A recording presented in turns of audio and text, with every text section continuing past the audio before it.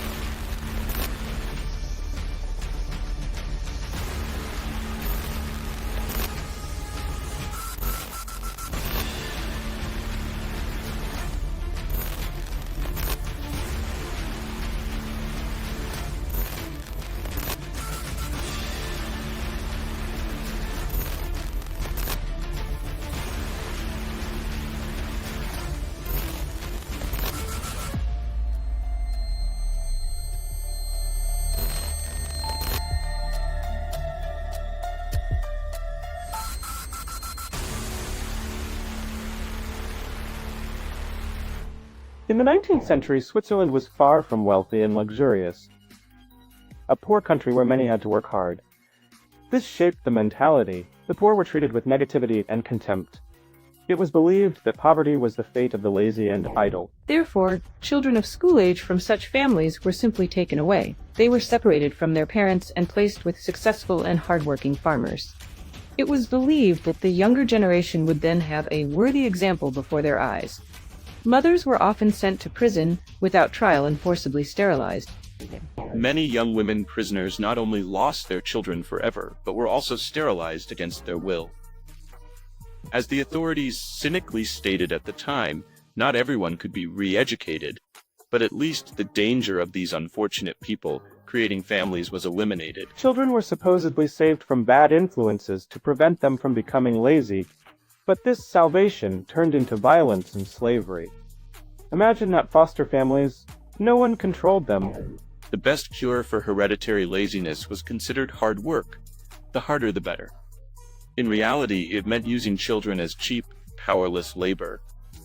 Children could be taken away for various reasons. The family was poor, the parents divorced, or a relative had gypsy blood.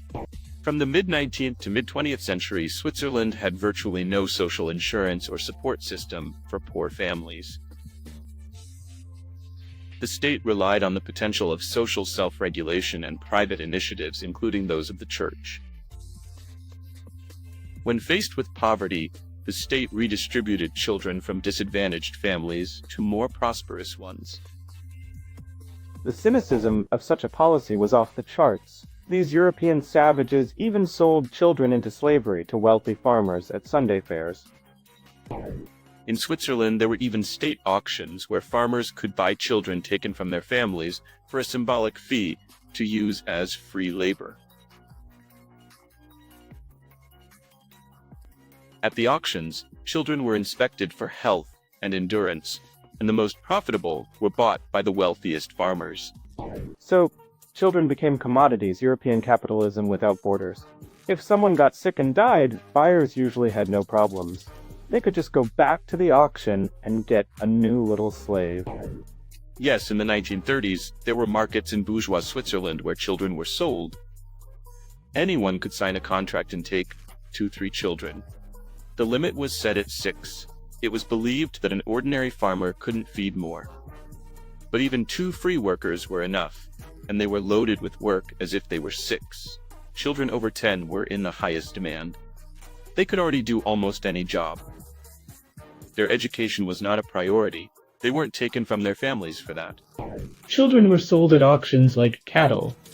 There are many memories of them later describing how their teeth were checked, and they were felt up like livestock.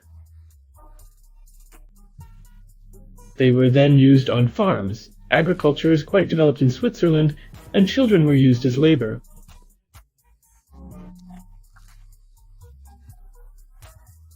Up to 14 years old, in the German-speaking canton of Bern, up to 10% of all children went through this system. The total number is estimated in the hundreds of thousands.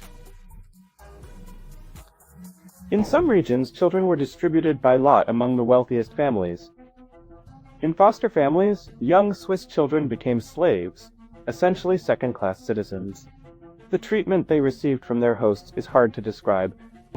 This is how the civilized Alpine state fought hereditary laziness in the poor and marginalized. Taken children were kept in animal-like conditions, living in barns or pigsties, eating with animals, not allowed to eat at the same table as the farmers' children, barefoot, working from dawn to dusk for food, and constantly subjected to violence, including sexual abuse. They were called barefoot because they weren't allowed shoes, distinguishing them from normal children. The harsh conditions and, most importantly, the cruel and inhumane treatment were too much for many of the children taken from their parents.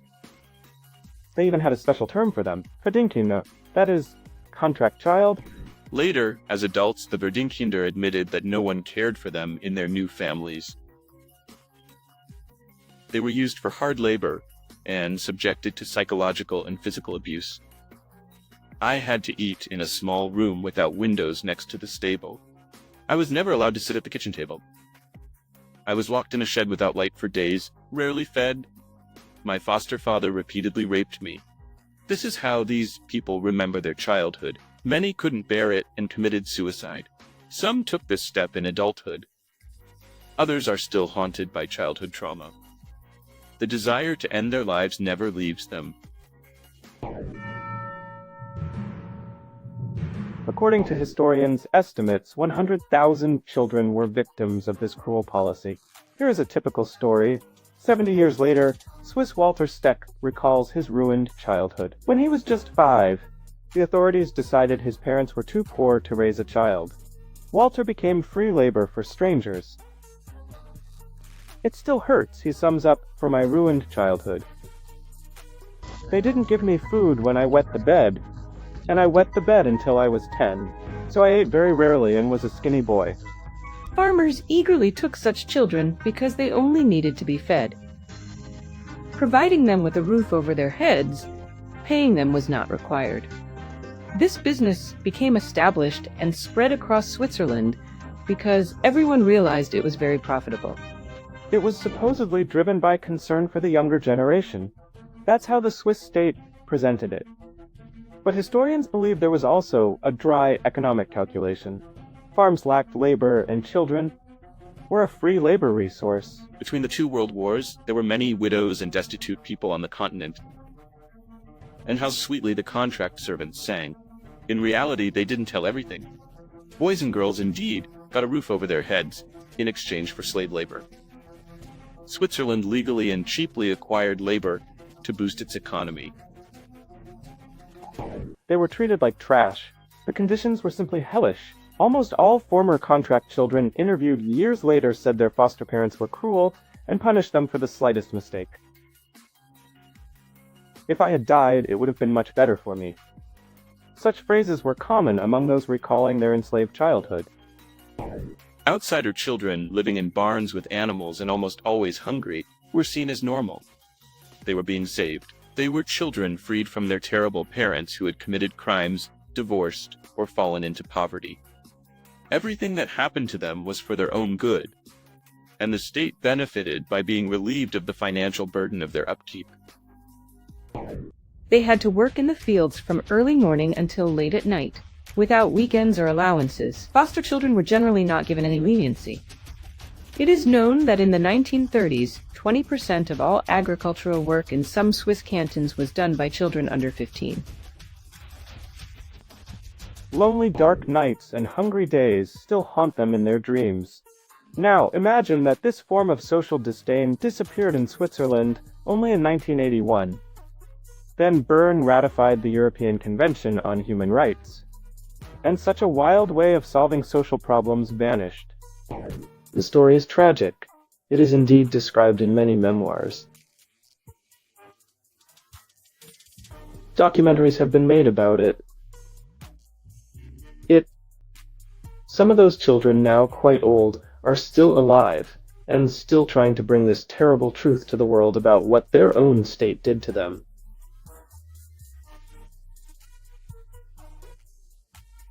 It seemed like a fully civilized period when all the horrors of war, racism, and Nazism were supposedly over. As adults, many of these children filed lawsuits against the state for cruel treatment, deprivation of childhood, and love. For many years in Switzerland, it was not customary to talk about contract children and the abuse they suffered. The trigger was Roland Begert's autobiographical novel. It was published in 2008 under the title Long Years Away from Home and caused a real explosion in society. The topic that the authorities had long tried to silence suddenly revealed the full cynicism of European society. The novel describes Begert's childhood and the trials faced by teenagers forcibly involved in industrial work after the war when there was a labor shortage. Our authorities made us slaves because they needed cheap labor. 3 years later, the film Foster Children will be released. Swiss director Markus Imboden will bring the tragedy of thousands of children abandoned by the state to the screens. Cruelty, violence, ruthless exploitation. A grim story, realistic, unembellished, with shocking details. The film will quickly become a box office leader in local cinemas.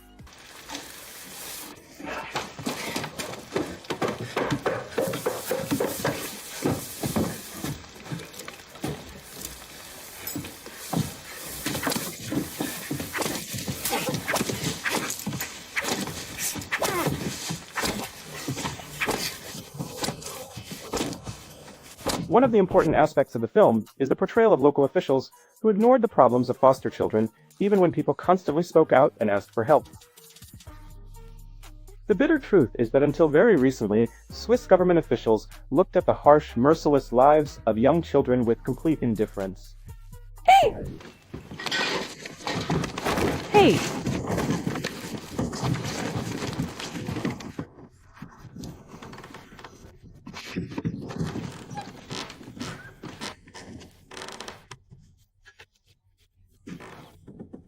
Several years will pass after the film's release, and only in 2013 will the Swiss government officially apologize for this shameful chapter in the country's history.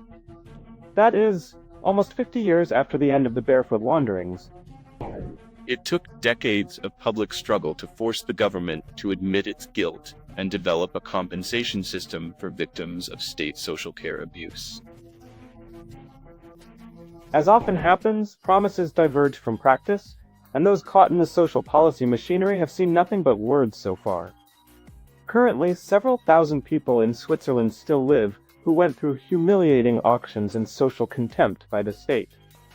None of the former child slaves who have survived to this day have received compensation for their ruined childhood. The Swiss parliament even rejected funding for in-depth historical research on this issue. The state, which supposedly already abolished the system, actually continues to operate it.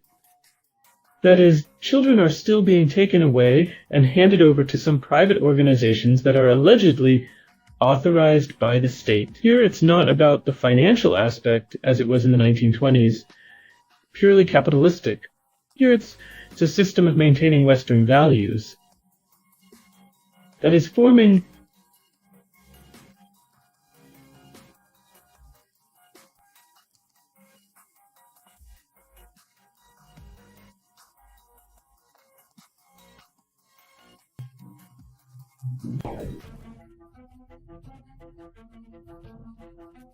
There won't be another childhood, not to mention that the oppressive whip has crippled many.